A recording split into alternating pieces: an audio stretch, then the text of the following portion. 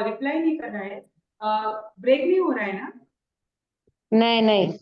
हाँ, अभी देखो। आचार्य कुंद कुंद के 5 नाम सभी को पता है? वो है कौन ना, से 5 पदम नाम? नंदी, हाँ। एलाचार्य, हम्म। वक्रग्रीव हाँ। और गद्द पिच्छ। बुद्ध भिक्षु। और देखो, विजयनगर का शिलालेख। विजयनगर के शिलालेख में ना उनके 5 नामों की गाथा है। उसमें क्या दिया है? आचार्य कुंद कुंदाख्यो, मतलब कुंद कुंद आचार्य है। वक्रग्रीवो महामुनि, वक्रग्रीवाचार्य भी उनका नाम है। एलाचार्य वृद्ध वृक्ष इति तन्नाम पंचम।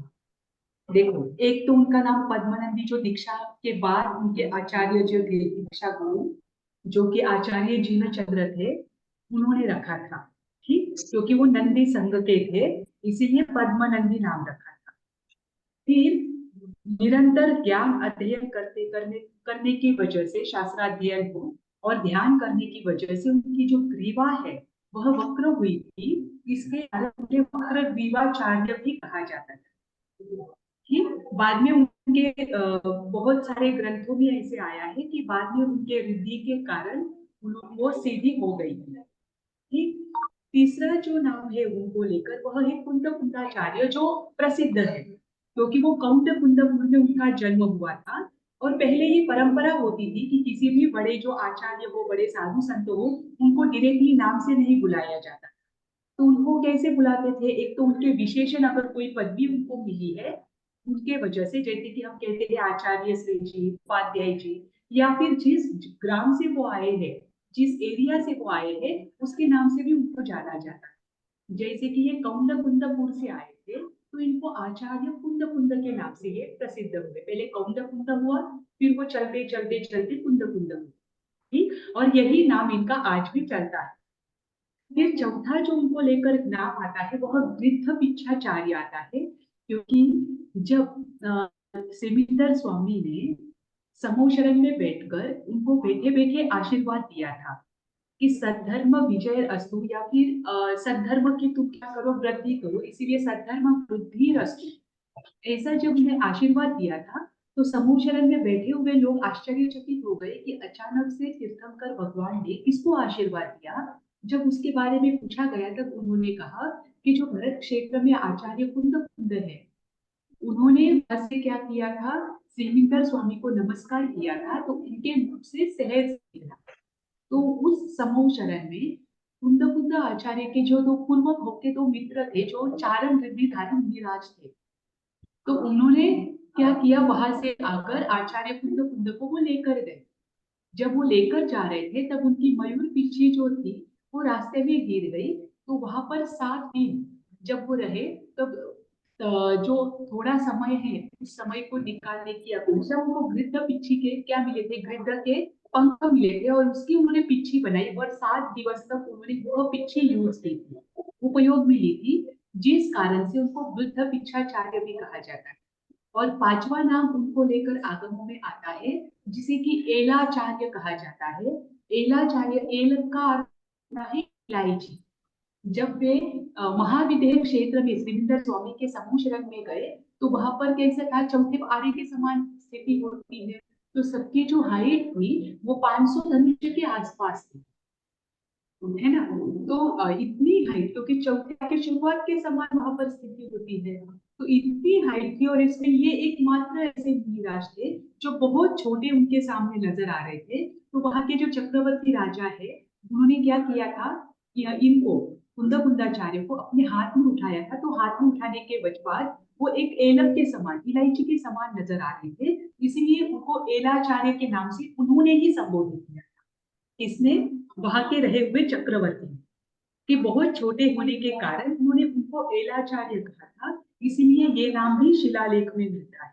ये 5 नाम बहुत सारे अभिलेख, शिलालेख, आचार्य कुंद कुंद को लेकर जो पाए जाते हैं उनमें ये प्राप्त होते हैं, और यही 5 नाम उनके लिए प्रसिद्ध है कि जहां पर भी ये 5 नाम आए आप समझना कि वो आचार्य कुंद कुंद के बारे में कहा जा रहा है। ठीक, अब देखिए हमारा कल की गाथा जो थी वो मैं आपको शॉर्ट में पहले बता देती हूँ। जीवो चरित्र दर्शन नानक थीरा। जीव, जो जीव, देखो, जीव चरित्र दर्शन ज्ञान, थीरा यानी स्थित, जीव चरित्र ज्ञान दर्शन स्थित है, तम ही ससमयम जान। ऐसे ही जीव को ससमय जानना यानी स्व समय में जानना। जो जीव दर्शन ज्ञान चारित्र में स्थित है, ऐसा ही जीव स्व समय जानो। पुद्गल कर्म पदेश स्थितम, जो पुद्गल कर्म प्रदेश में स्थित है। पुद्गल यानी पुद्गल, कर्म प्रदेश यानी कर्म प्रदेश, स्थितम यानी स्थित, च तम जान पर समयम, और च का अर्थ होता है और उसे क्या जानो, पर समय जानो। ठीक। अब जो जीव ज्ञान दर्शन चारित्र में स्थित है, वह जीव कैसा है, स्व समय है ना। तो हमारा ज्ञान भी गलत नहीं होना चाहिए। इसे लेकर, समय को लेकर यानी आत्मा को लेकर 7 विशेषण कल गाथा में बताई थी कि जीव कैसा होता है, उत्पाद व्यय द्रव्य युक्त होता है। और क्या बताया था, एक मिनट में नीचे करती हूँ ताकि आपको आसानी। हाँ, देखो,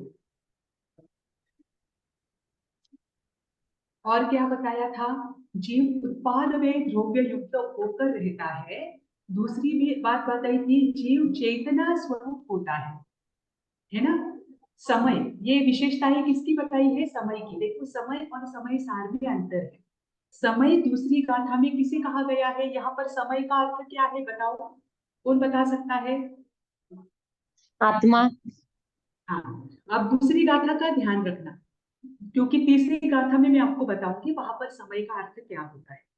यहाँ पर बात ध्यान रखना, यहाँ पर समय का अर्थ दिया है आत्मा, है ना। और इस समय की 7 विशेषताएं यहाँ पर बताई है कि जो इस ज्ञान से युक्त होता है, सम्यक ज्ञान, सम्यक दर्शन और सम्यक चारित्र में जो स्थित होता है, वह स्व समय वाला है, यानी स्वयं के स्वभाव में स्थित है।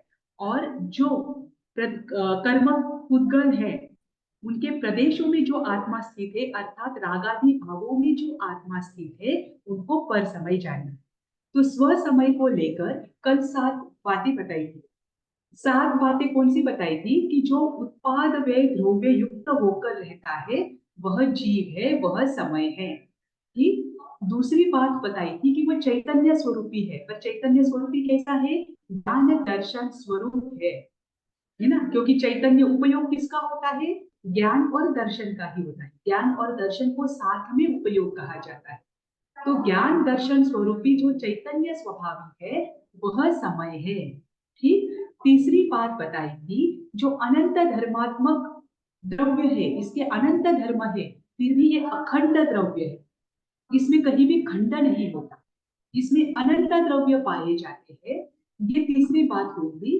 चौथा था, जो अक्रमवर्ती गुण और क्रमवर्ती पर्याय, है ना। इनको हमने कल देखा था कि क्रमवर्ती किसे कहा जाता है और अक्रमवर्ती किसे कहा जाता है। तो जो अक्रमवर्ती गुण और क्रमवर्ती पर्याय इनसे युक्त है, वह क्या है, समय है ना। फिर हमने देखा था, जो स्व पर प्रकाशक है, जो स्वयं को भी प्रकाशित करता है और पर को भी प्रकाशित करता है, और वो क्या है, अनेकाकार होने के बावजूद एक रूप है, वह भी क्या है, समय है। उसके बाद हमने देखा था कि उसमें पर द्रव्यों का अभाव होता है, कोई भी द्रव्य एक में एक मिक्स होकर नहीं रहते, सभी द्रव्य स्वतंत्र रूप से रहते हैं। इस कारण से, मतलब एक देशावगाह रूप में रहते हैं, कि वह भी क्या है, समय है, जो क्या है, पर द्रव्यों में स्थित नहीं है, स्व द्रव्य में स्थित है। ठीक। और लास्ट हमने देखा था, वो टंकोत्कीर्ण चित स्वभावी। टंकोत्कीर्ण चित स्वभावी यानी क्या, कि वह एक देशावगाह से तो रहता है, लेकिन इससे भी वो स्वयं के स्वरूप से कभी च्युत नहीं होता। स्वयं के स्वरूप से च्युत नहीं होता का अर्थ क्या है, कि कभी भी कोई भी आत्मद्रव्य जो है, समय जो है, वह क्या नहीं हो सकता, जड़ रूप नहीं हो सकता। वह दूसरे जो द्रव्य है, उन द्रव्यों को क्या नहीं करता है, उनके जो लक्षण है, उनके जो गुण है, उसे अपने में स्थित नहीं करता है। प्रत्येक द्रव्य अपने अपने गुण और अपने अपने लक्षणों से युक्त होता है। ऐसा ही यह समय है जो अपने स्वयं के स्वभाव से कभी च्युत नहीं होता और दूसरे द्रव्यों में भी कैसा रहता है, एक देशावगाह रूप में रहता है। ठीक, तो ये लक्षण समय के बताए हैं, ये समय सार के नहीं है। अब दोनों का अर्थ मैं आपको बताती हूँ। समय का अर्थ तो जीव है और समय सार का अर्थ क्या है, जो स्व समय में, जो स्वयं के स्वभाव में स्थित शुद्ध आत्मा है, उसे समय सार कहा है।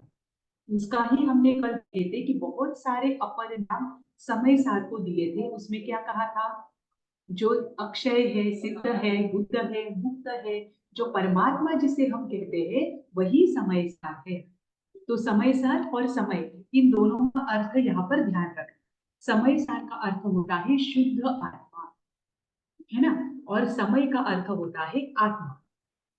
ठीक, अब यहाँ पर क्या कहा है कि जो जीव ज्ञान दर्शन चारित्र में स्थित है, उसे स्व समय जान, और जो कर्म पुद्गल प्रदेशों में स्थित है, उसे पर समय जानो।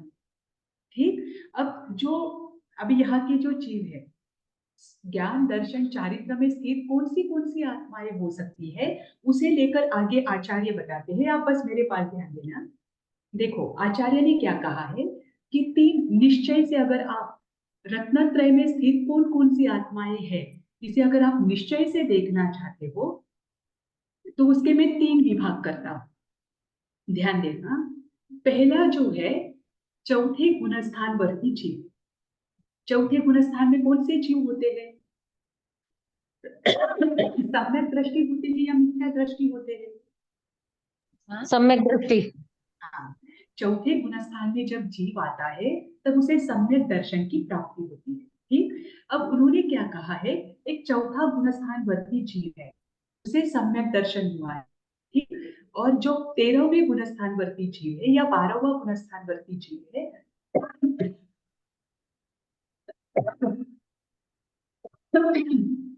उसे भी क्या हुआ है, 12वां गुणस्थान वर्ती जीव सम्यक दृष्टि है या मिथ्या दृष्टि है? मैम सम्यक दृष्टि, वो तो अभी उधर जाने वाला है, केवल ज्ञान। हाँ, देखो, केवल ज्ञानी जो जीव है, उनको भी क्या है, एक मिनट,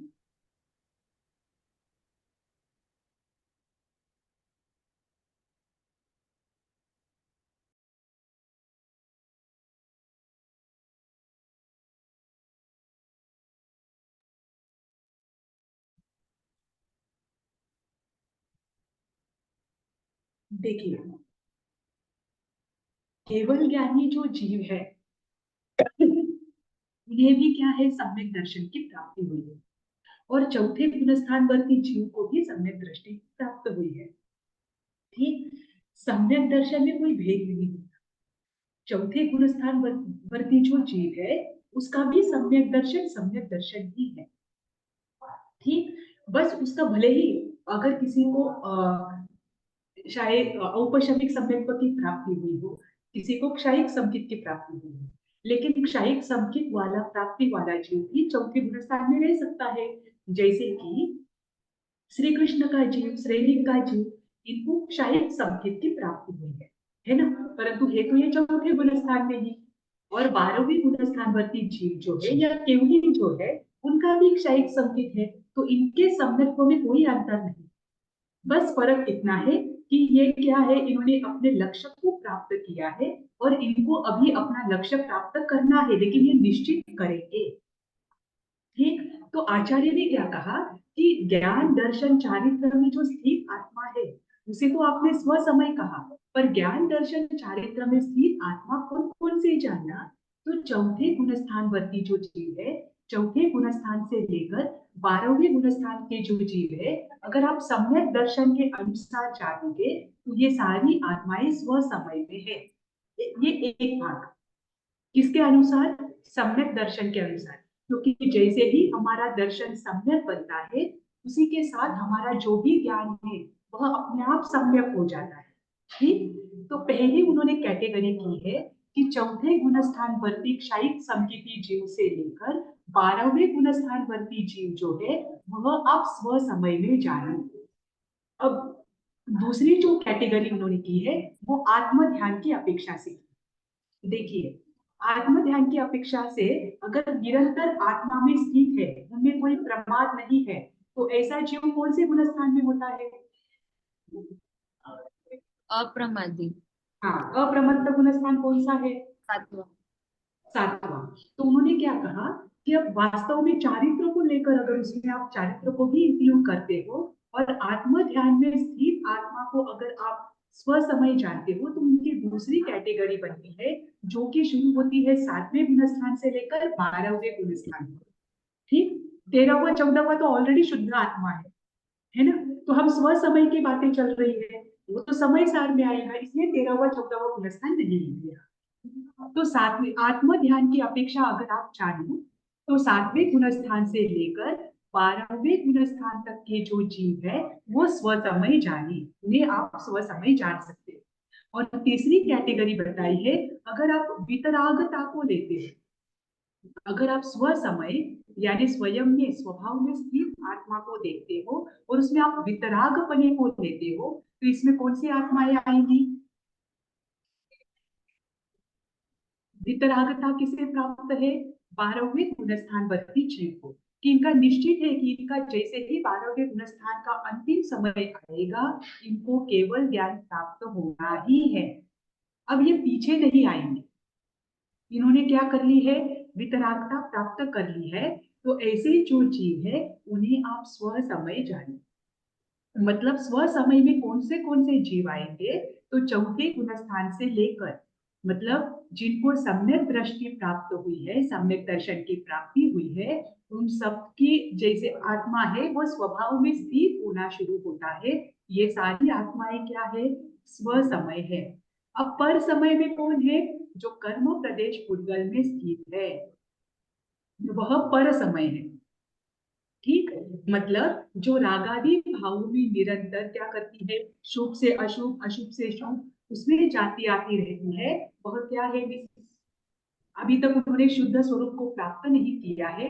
पुण्य पाप आश्रव संवर, इसमें ही क्या करते हैं वो? आश्रव और बंधन, संवर नहीं, इसमें ही क्या करते हैं? निरंतर झूठते रहते हैं। ऐसे कर्म प्रदेशों में जो स्थित आत्माएं है, मतलब कर्म प्रदेशों का हम पर इतना गहरा असर हुआ है कि उसको ही क्या करते हैं हम? उसके अनुसार ही हम अपना जीवन जीते हैं।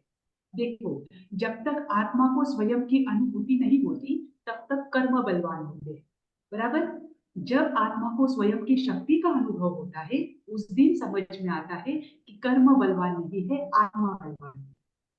तो ये आत्मा की समझ नहीं होने के कारण हमारे कर्म हमें जैसा खिलाते हैं हम वैसा खेलते हैं, हम वैसा चलते हैं। अगर क्रोध नाम कर्म का उदय हुआ तो हमारी आत्मा की शक्ति को हम नहीं जानते हैं, और उस समय हम क्या कर लेते हैं? उस कर्म में आकर कर्म प्रदेश में स्थित होने के कारण हम क्रोध भी कर लेते हैं।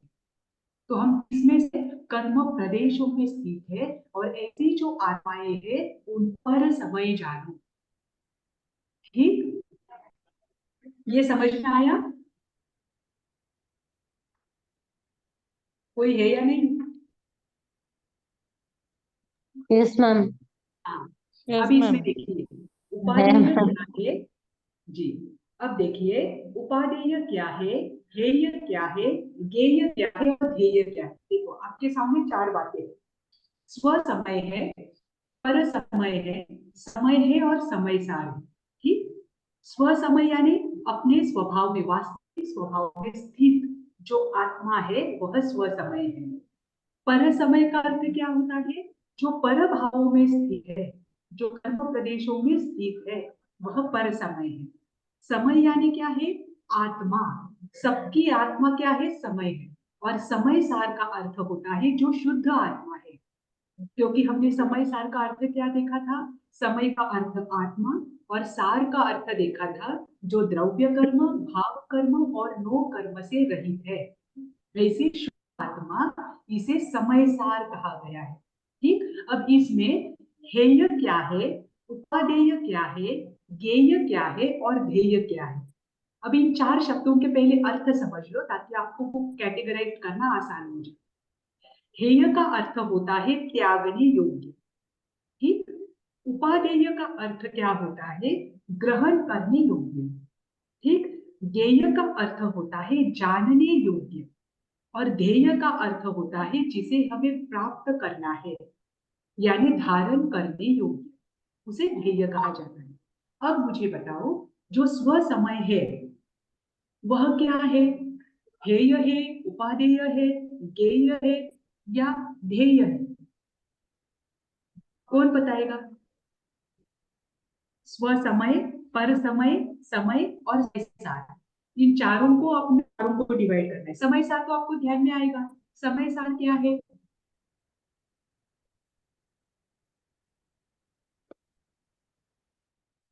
समय सार जो शुद्ध आत्मा है वह क्या है? हेय है, उपादेय है, ज्ञेय है या ध्येय है? ध्येय हाँ, है।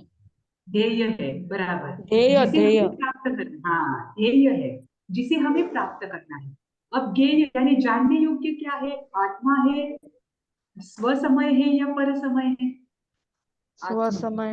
आत्मा नहीं, आत्मा जानने योग्य है। जब आत्मा को हम जानेंगे तभी तो हम स्वभाव को स्वीकार करेंगे। तो स्व समय क्या हुआ? उपादेय हुआ या हेय हुआ? उपादेय का अर्थ है स्वीकार करना और हेय का अर्थ है छोड़ना, त्यागना। अब स्व समय क्या है? स्वीकार करना या छोड़ना? स्वीकार। स्वीकार करना, जिसे क्या कहते हैं? उपादेय। और पर समय क्या है? हेय, छोड़ने हेय, योग्य, ये है ना? देखो, स्व समय क्या है? उपादेय है, जिसे ग्रहण करना है। हमें सब में दर्शन चारित्र में स्थिर होना है, तो ये उपादेय है, बराबर। पर समय यानी पर भाव, जो कर्म प्रदेश उद्गल आती है उनको हमें छोड़ना है, इसीलिए वे हेय है, त्यागने योग्य है। ठीक। समय यानी आत्मा, आत्मा क्या है? जानने योग्य है। हम आत्मा को जानेंगे तभी तो हम समझ पाएंगे कि आत्मा का वास्तविक स्वरूप क्या है। और समय सार यानी शुद्ध आत्म स्वरूप जो है वह हमारा ध्येय है, वह हमारा लक्ष्य है ना? क्योंकि जो ग्रंथ लिखा गया है, कोई भी ग्रंथ लिखा जाता है तो उसके तीन कारण होते हैं। उसे कहते हैं अभिधेय, संबंध और प्रयोजन। किसी भी ग्रंथों को जब ग्रंथकर्ता लिखता है तो वो तीनों बातें एक्सप्लेन करता है, उनको विश्लेषित करता है कि इसका अभिधेय क्या है, इसका संबंध क्या है और इसका प्रयोजन क्या है, इस ग्रंथ का प्रयोजन क्या है। अब अभिधेय, अभिधेय यानी क्या? कि इसका वाचक कौन है? तो समय है, आत्मा है। हम सब इसके क्या है? वाचक है। हमारा और समय सार का क्या संबंध है? हम सब समय है। हमारा और समय सार का क्या संबंध है? वाच्य वाचक का संबंध है। हमारा वो ध्येय है, हमें वो प्राप्त करना है, और वो प्राप्त करने के लिए ये ग्रंथ क्या है? लिखा गया है। कि जैसे कि आचार्य कुंद कुंद ने अपने स्वरूप को समझने का प्रयास किया, उन्होंने उसका अध्ययन किया और अपने स्वरूप से उन्होंने जो भी जाना वह हमारे सामने रखा है कि मैंने इसको प्रमाणित किया है, अब मैं ये आपके सामने रखता हूँ। तो उन्होंने अपने सामने ये क्यों रखा है? कि उस सिद्धात्मा को मैं भी प्राप्त कर रहा हूँ, आप भी प्राप्त करें। तो हमारा इस जो ग्रंथ करता है उनका प्रयोजन क्या है इसके पीछे? कि इस शुद्ध स्वरूप को जो भी वाचक इसे पढ़े वो भी क्या करे? अपने शुद्ध स्वरूप को प्राप्त करे, वो भी समय सार को प्राप्त करे, समय सार में आ जाए। ठीक। ये स्व समय और पर समय को लेकर दूसरी गाथा है। अब आज हम तीसरी गाथा पर चलते हैं।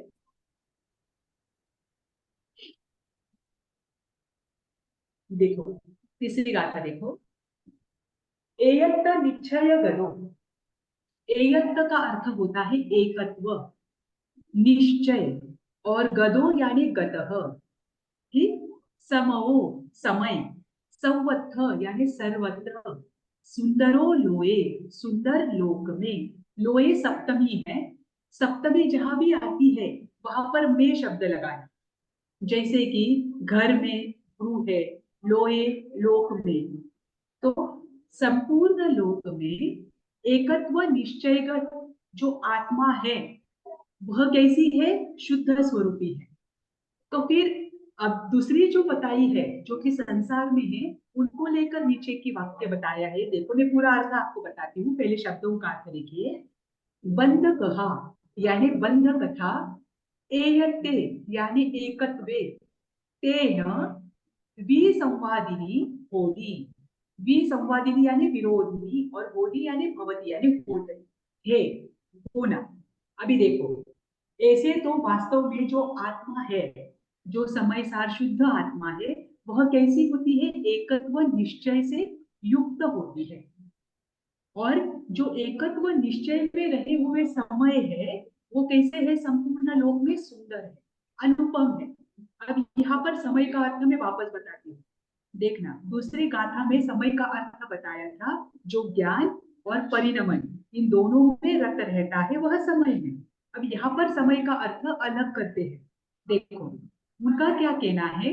जो एकत्व निश्चय में युक्त समय है, वह संपूर्ण लोक में सुंदर है। तो फिर विरोधिनी कौन है? असुंदर कौन है? तो जो बंध कथा से युक्त है, जिन्होंने क्या किया है? बंध कथा के साथ एकत्व को ग्रहण कर लिया है। बंध में जो काम भोग रूपी बंध है, उनके साथ जो जुड़ गए हैं, उन्होंने क्या कर दिया है? अपने स्वरूप को मलिन कर दिया है, इसीलिए वो विसंवादिनी यानी विरोध में आ गए।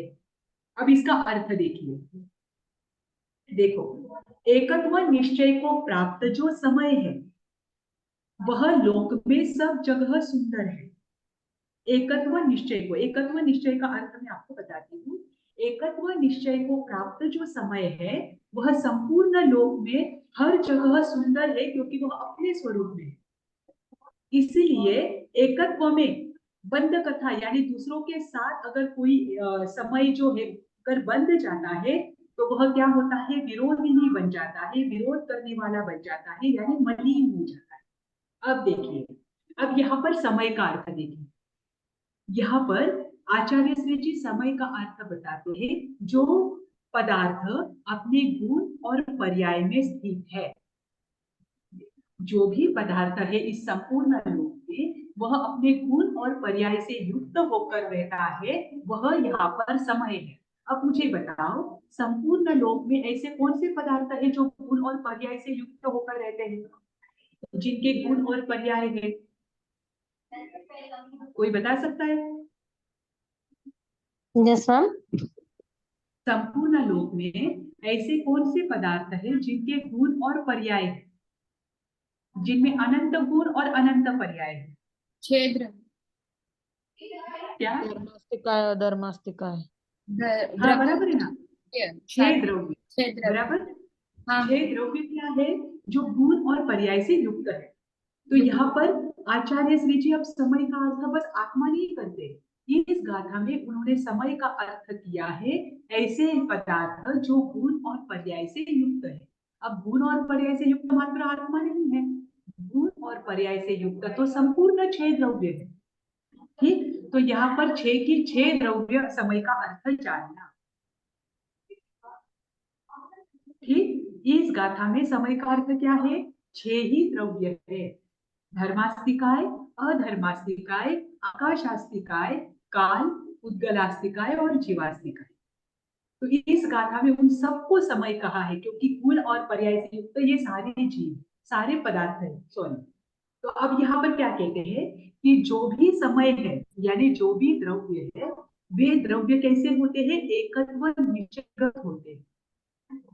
एकत्व यानी स्वरूप में रहना, और निश्चयगत यानी अपने स्वभाव से च्युत नहीं हो। दोनों भी बातें हैं। पहला बात का अर्थ है अपने स्वरूप में विद्यमान रहना, और दूसरे निश्चय का अर्थ है अपने स्वभाव को कभी भी नहीं छोड़ना। तो ये द्रव्य कभी भी क्या नहीं करते हैं? अपने स्वभाव को नहीं छोड़ते हैं और हमेशा अपने स्वभाव में ही रहते रहते हैं। तो जो द्रव्य एकत्व निश्चय से युक्त है, वे कैसे है? संपूर्ण श्लोक में बहुत सुंदर है, अनुपम है, वे कभी मलिन नहीं होते। जैसे कि धर्मास्तिकाय है, अधर्मास्तिकाय है, आकाशास्तिकाय है, काल है, उद्गल है। तो ये जो बाकी के द्रव्य है, ये द्रव्य कैसे होते हैं? अपने ही स्वभाव में स्थित होते हैं। धर्मास्तिकाय का एग्जाम्पल आप ले लीजिए। धर्मास्तिकाय कभी अधर्मास्तिकाय को छूटता है क्या? नहीं। सभी द्रव्य कैसे रहते हैं? एक देशावगह गाह रूप में रहते हैं। क्या होते हैं, एक प्रदेश जितना अंतर हर एक दूसरे को छोड़कर वो रहते हैं, तो इसीलिए दूसरे द्रव्य में कोई भी द्रव्य मिक्स नहीं होता और वो कभी भी अपने स्वरूप से च्युत नहीं होते। धर्मास्तिका ऐसा है क्या कि मनुष्य लोक में धर्मास्तिकाएं है तो वो गति में सहायक है, अगर नरक गति में धर्मास्तिकाएं है तो वो गति में सहायक नहीं है। कहीं पर भी वो अपने स्वभाव को छोड़ते हैं क्या? नहीं। तो इसीलिए धर्मास्तिकाय, अधर्मास्तिकाय, आकाशास्तिकाय, ये जो द्रव्य है ये कभी भी क्या नहीं होते हैं, दूसरों के साथ बंधते नहीं है, दूसरों के दूसरे द्रव्य के साथ कभी जुड़ते नहीं है। इसीलिए ये संपूर्ण लोक में बहुत सुंदर है, ये कभी मलिन नहीं होते। तो दूसरे द्रव्य के साथ जुड़ता कौन है, बताओ? 6 द्रव्य में ऐसा कौन सा द्रव्य है जो दूसरे द्रव्य के साथ जुड़ता है?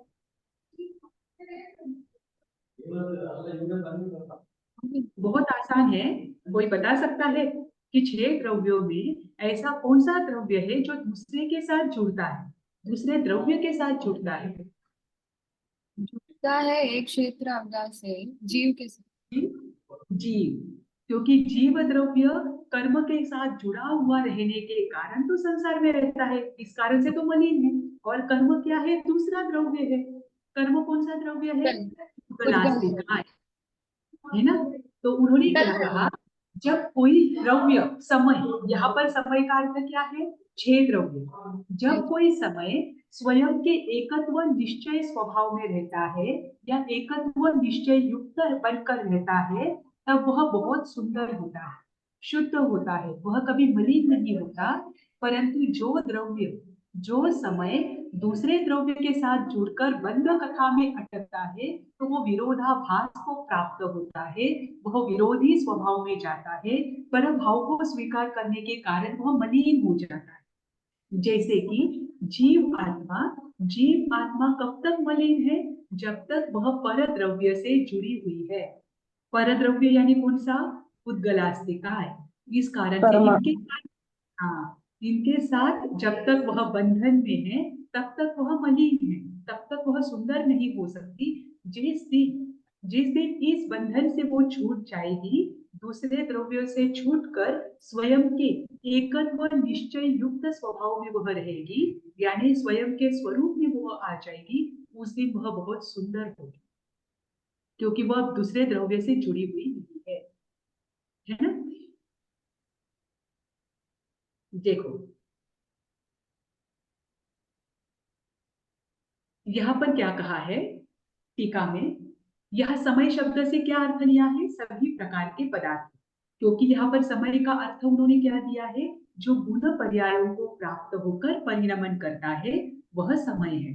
और गुण और पर्याय सभी द्रव्य में पाए जाते हैं, इसीलिए इस गाथा में समय किसे कहा है, धर्म, अधर्म, आकाश, काल, उद्गल और जीव, ये सभी द्रव्यों को समय यहाँ पर कहा है। ठीक, इसमें जो द्रव्य एकत्व निश्चय को प्राप्त होते हैं, जो अपने ही स्वभाव में रहते हैं और दूसरे द्रव्यों से जुड़ते नहीं है, उन्हें सर्वलोक में सुंदर कहा है। जो द्रव्य दूसरे द्रव्य से जुड़ता है वह कैसा हो जाता है? मलिन। हाँ, मलिन हो जाता है। और जब तक वह दूसरे द्रव्य से जुड़ा हुआ रहता है तब तक वह क्या नहीं हो सकता, लोक में सुंदर नहीं हो सकता। जैसे कि आत्मा है, आत्मा जब तक उद्गल द्रव्य से जुड़ी हुई है तब तक वह सुंदर नहीं हो सकती। जिस दिन वह इनसे भी छूट जाएगी, उस दिन वह क्या होगी, वह भी संपूर्ण लोक में सुंदर होगी। देखो इसका अर्थ देखिए, निश्चय से सर्व पदार्थ अपने अपने स्वभाव में स्थित रहते हुए ही शोभा पाते हैं, परंतु जीव नामक पदार्थ की अनादि काल से उद्गल कर्म के साथ निमित्त रूप बंध अवस्था है, उससे इस जीव में विसंवाद खड़ा होता है। क्या होता है, विरोध खड़ा होता है, इसीलिए वह शोभा को प्राप्त नहीं करता। वास्तव में विचार किया जाए तो एकत्व ही सुंदर है। और जब तक जीव एकत्व यानी अपने स्वरूप में स्थित होता, अपने स्वरूप में जब जीव स्थित होता है तभी वह जीव क्या करता है, शोभा को प्राप्त करता है। ठीक, ये गाथा समझ में आई सबको? Yes. अगली गाथा लो। हाँ मैम। अभी आगे गाथा देखो। Yes ma'am. सूद परिचिदानुभूता, सूद, सूद यानी श्रुत, परिचिदानुभूता, इन दो शब्दों का समास है। परिचित और अनुभूत, परिचित और अनुभूत। सर्वस्व यानी सर्वस्व, यहाँ पर षष्ठी विभक्ति है, यानी का की के लगाना, सभी लोग का, ध्यान रखो। सर्वस्व भी काम भोग बंध कहा, एयतस्सु वलंभो, यहाँ पर भी समास है, एयतस्स उवलंभो, ये दो शब्द है। नवरी यानी केवल, न सुलभो विहतस्स।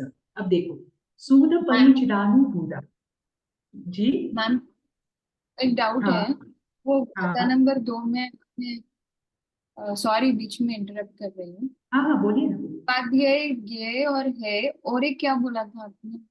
देखो, हेय उपादेय ज्ञेय, जानने वाला, जानने योग्य, और ध्येय यानी धारण करने योग्य या प्राप्त करने योग्य। ये हाँ, अभी देखो, हाँ, सूद, श्रुत, परिचितानुभूता, परिचित और अनुभूत, सर्वस्यापि, सभी को भी, क्या, काम भोग बंध कथा, ये काम भोग बंध कथा से सभी को, सभी कैसे है, परिचित है। और सभी क्या है, अनादि काल से संसार में रह रहे हैं, इसलिए काम भोग बंध कथा, जब तक ये कर्म प्रदेश हमसे जुड़े हैं, इन सबसे हम क्या है, परिचित है, है ना, परिचित है। ये हमें अनुभूति में भी है, हमें विविध प्रकार के राग द्वेष के भी आते रहते हैं, तो हमारा अनुभव भी हो, जब तक हम काम भोग बंध के, हाँ, एयत तस्सु वलंबो, एकत्वस्य यानी उनसे उपलब्धि होना, एकत्व की उपलब्धि होना, वही मात्र, केवल यानी मात्र, सुलभ नहीं है। देखो, यानी विभक्त होना।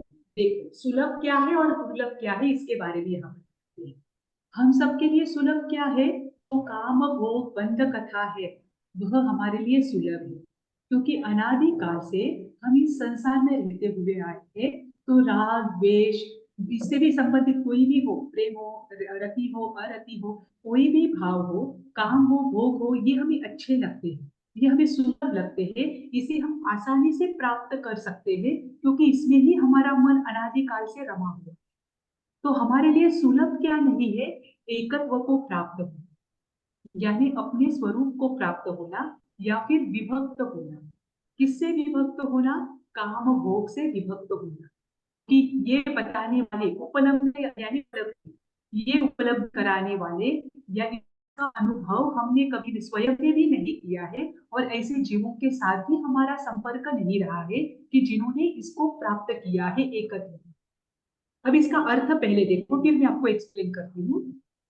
देखो, सर्वलोक को काम भोग संबंधी बंध की कथा तो सुनने में आई है, श्रुत परिचित और अनुभूत है, मतलब क्या, कि श्रुत या में आई है, परिचित यानी परिचय में आई है, और अनुभूत यानी अनुभव में भी आई है।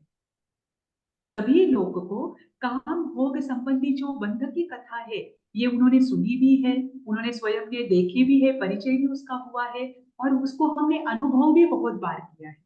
इसीलिए ये काम भोग हमारे लिए बहुत सुलभ है, हम इसमें आसानी से जाते हैं, आसानी से इसमें हम भटक जाते हैं, और इसे हम आसानी से क्या करते हैं, प्राप्त नहीं करते हैं, ठीक। परंतु जो भक्त होना, यानी क्या, आत्मा का एकत्व को प्राप्त होना, इस जो उद्धव प्रदेश है उनसे दूर होना, और स्वयं के स्वरूप में स्थित होना, ये क्या है, आज तक ना हमने कभी सुना है, ना ही इसका परिचय किया है, ना ही इसका अनुभव किया है। इसीलिए एकमात्र आत्मा के स्वयं सच्चे स्वरूप को स्थित होना, एकत्व को प्राप्त होना, यही दुर्लभ है, यही सुलभ नहीं है, ठीक। अब देखो, यहाँ पर जो आचार्य जयसेन है, इन्होंने इस पर तात्पर्य वृत्ति टीका लिखी है। उन्होंने इसमें काम भोग के अर्थ क्या कहे थे।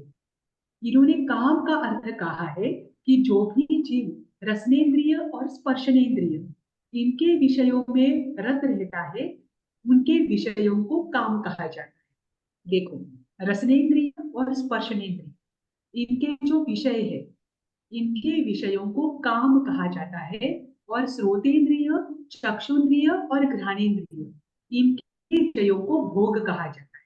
दोनों भी ध्यान रखना। तो काम भोग का अर्थ क्या होता है? पांचों इंद्रियों के विषयों में रत रहना, जो हम हमेशा से करते आए। हमें जो अच्छा लगता है उसे हम देखना चाहते हैं, जो हमें अच्छा नहीं लगता उसे हम देखना नहीं चाहते। हमें कभी गंदगी दिखती है तो हमें घृणा आ जाती है, कभी हमें बहुत सुंदर वातावरण दिखता है तो हम उसमें रत हो जाते हैं। तो ये विषय ही है। तो इस काम भोग से हम हमेशा क्या रहते हैं? इस काम भोग में हम हमेशा क्या रहते हैं? रत रहते हैं।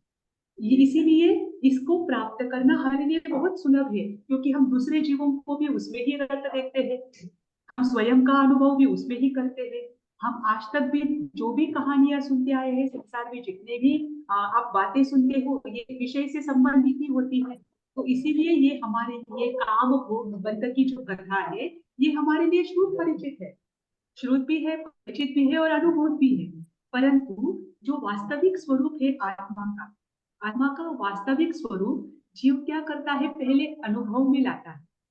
हमारे अगर कोई भी जीव है जिसने एकत्व को प्राप्त किया है, जैसे कि केवली है, केवली जब एकत्व को प्राप्त करते हैं तो स्वयं ही उसके आनंद में रहते हैं, है ना? वो दूसरों को उनका आनंद दिखता, बाहर से दिखता है, लेकिन उसकी अनुभूति तो केवली स्वयं करते हैं। जब केवली स्वयं उसकी अनुभूति करते हैं, उनके संपर्क में जो जीव आते हैं उनको वो क्या करते हैं? शब्दों के माध्यम से उसकी अनुभूति जो हुई है उसका ज्ञान देते हैं। पर अनुभूति तो अनंत है और शब्दों की एक मर्यादा होती है, तो वो जितना बोल सकते हैं उतना वो उनको मार्ग दिखाते हैं और उस एकत्व का स्वरूप बताते हैं। पर वो किसे बताते हैं? जो कोई उनके संपर्क में आता है, ठीक, और जो उसे जानना चाहता है उनको ही बताते हैं। अब हम जैसे जो जीव है, हम अनादिकाल से इन विषयों में रत रहने के कारण ना एकत्व का बारे में हमने कभी सुना है, ना उसका परिचय किया है और ना ही हमने अनुभव किया है। इसलिए एकत्व को प्राप्त करना सुलभ नहीं है। क्यों?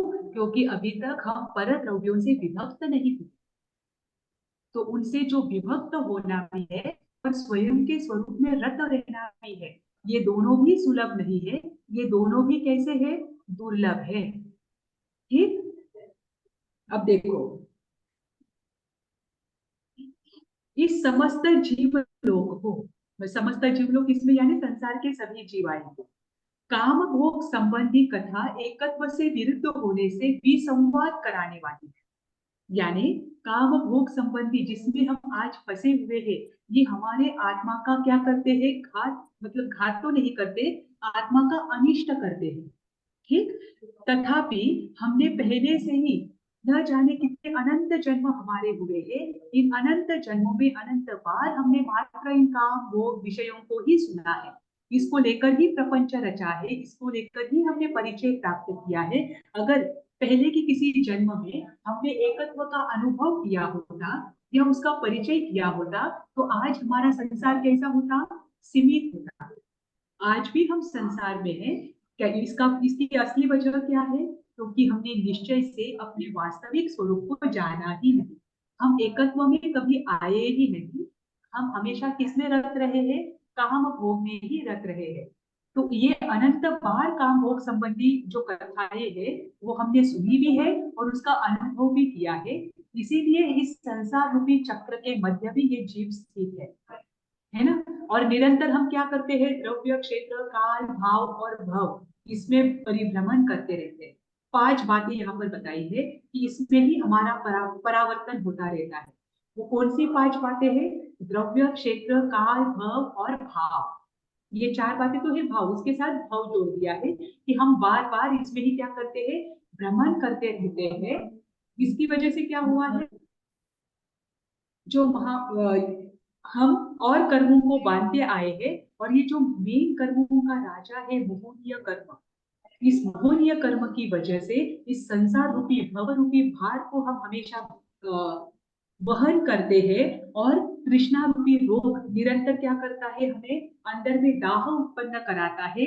मृग जल के भांति हम क्या करते हैं? विषयों में निरंतर फंसते रहते हैं। मृग जल किसे कहा जाता है आपको पता है? डेजर्ट में, हाँ, डेजर्ट को क्या कहते हैं? म से डेजर्ट को क्या कहते हैं हिंदी में? मरुधर ना? जंगल, नहीं, रेगिस्तान। वाळवंट जिसे कहा जाता है। रेगिस्तान, हाँ, रेगिस्तान। रेगिस्तान, बराबर। मरुस्थल भी कहते हैं ना उसे। हाँ हाँ, ठीक है। मरुधर मारवाड़ी शब्द है। जी जी। तो जो रेगिस्तान है, इन्होंने मृगजल, हमारे विषयों के पीछे जो हम भागते हैं उसे मृगजल की उपमा यहाँ पर दी है। क्यों दी है? कि जैसे रेगिस्तान होता है, रेगिस्तान में उसकी वहां पर रेती होती है, तो जब सूर्य की किरणें उस रेती पर पड़ती है तो जो मृग है, वहां पर मृग है, वो पानी के लिए भटक रहा है और वो दूर देखता है तो वो सूर्य की किरणें उस रेती पर पड़ती हुई नजर आती है। उसे लगता है कि वहां पर पानी है, वो पानी के समान दिखता है। तो वो मृग क्या करता है, वो ऑलरेडी प्यासा है, उसे ऑलरेडी बहुत प्यास लगी हुई है और दूर उसे क्या दिख रहा है, पानी दिख रहा है।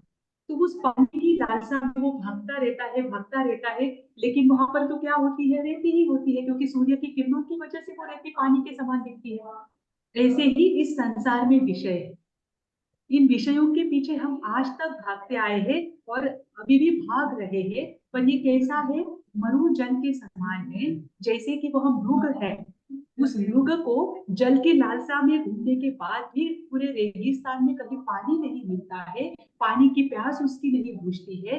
ऐसे ही यह विषय है जो जिसके पीछे हम निरंतर लगे रहते हैं, परंतु फिर भी वो क्या नहीं करते हैं, हमें तृप्त नहीं करते हैं। फिर भी हम क्या करते हैं, उसके ही पीछे भागते रहते हैं। इसकी वजह से हम अभी भी संसार में हैं। तो ये सारी अनादि काल से हम भागते रहने के कारण ये चीजें हमारे लिए सहज रूप से स्वीकार की जाती है, हमारे लिए सुलभ है। दुर्लभ क्या है? जो वास्तविक शांति हमें चाहिए, जिसकी वजह से हम संसार में घूम रहे हैं, जिसको हम ढूंढ रहे हैं, वो शांति अपने अंदर में ही है, अपने वास्तविक स्वरूप में ही है। उस स्वरूप को अगर हम जान ले, यानी एकत्व को अगर हम प्राप्त करें, तो हमें क्या हो सकता है, वास्तविक शांति प्राप्त हो सकती है, ऐसा सुख प्राप्त हो सकता है जो कभी नष्ट नहीं है ना। तो उस एकत्व को प्राप्त करना और विभक्त होना इन पर द्रव्यों से, ये सुलभ नहीं है। यह इस गाथा का अर्थ है। ठीक,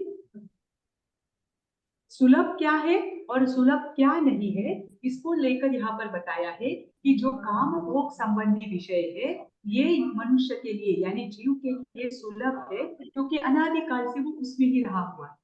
बस एकत्व को प्राप्त करना यानी स्वयं के स्वरूप को प्राप्त करना, और उसकी के साथ दूसरी बात बताई है विभक्त होना, यानी पर द्रव्यों से उद्गल से विभक्त होकर स्वयं का असली स्वरूप प्राप्त करना या शुद्ध स्वरूप प्राप्त करना, ये दोनों भी चीजें सुलभ। ठीक, क्योंकि आज तक ना उसे हमने कभी सुना है, ना उसका परिचय लिया है, और ना ही हमने कभी उसे अनुभव किया है। ये चौथी गाथा है। यहाँ पर आज हम रुक जाते हैं, क्योंकि इसके बाद पांचवी गाथा शुरू करनी है, वो कल हम शुरू करेंगे। ठीक, ओके मैम। किसी को कोई प्रश्न है? नहीं। ठीक है, तो आज मैम ये इसके दो गाथा क्वेश्चंस कैसे आते हैं? क्वेश्चंस मैं आपको दूंगी, कल दूंगी। इस जितनी गाथाएं होती है उस पर भी आपको पढ़ाई करने के लिए, क्योंकि आपको एक बुक तो भेजी है, तो आप ट्राई करना लिखने का। मैम चौथे एक, गाथे में समय का अर्थ नहीं बताया क्या? क्या? चौथे एक गाथा मिनट, हाँ क्या कहा? फोर्थ फोर्थ गाथा में हाँ, समय का अर्थ नहीं बताया गया है क्या? ये फोर्थ गाथा में समय शब्द ही नहीं है ना। हाँ वही पूछ रही हूँ। दूसरी और तीसरी गाथा में समय शब्द आया है, चौथी गाथा में समय शब्द ही नहीं आया। यहाँ पर तो सीधा सीधा सुलभ क्या है और दुर्लभ क्या है इस जीव को वही बताया। ये क्यों बता रहे हैं सुलभ? हाँ, उसमें वो गाथा क्या है, सूद परिचिदानुबोधा संवत्सरी काम भोग पंत कहा एयत सुफलम हो नवरी न सुलभो विहतस। सुलभ क्या है और दुर्लभ क्या है आत्मा के लिए, समय शब्द दिया ही नहीं है यहाँ पर। यहाँ पर सीधे सीधे आत्मा के बारे में बताया, आत्मा के लिए सुलभ क्या है और दुर्लभ क्या है। ठीक, तो दो यहाँ ही पर हम अर्थ क्या, समय का दो ही अर्थ बताया है ना मैम? हाँ, दो ही गाथा में समय शब्द आया है। दूसरी अच्छा। गाथा में जो समय शब्द आया है वहां पर उसका अर्थ आत्मा। आत्मद्रव्य किया है, और तीसरी गाथा में जो समय शब्द आया है उसका अर्थ वहां पर छह द्रव्य किया है। ओके। हाँ, ठीक, तो यहाँ पर हम रुक जाते हैं। अगर हाँ। आप भगवान की वाणी के विरुद्ध कुछ बोलने में आया हो तो मिच्छामि दुक्कडम को सादर जय जिनेन्द्र। जय जिनेन्द्र। थैंक यू मैम, जय जिनेन्द्र मैम। जय जिनेन्द्र।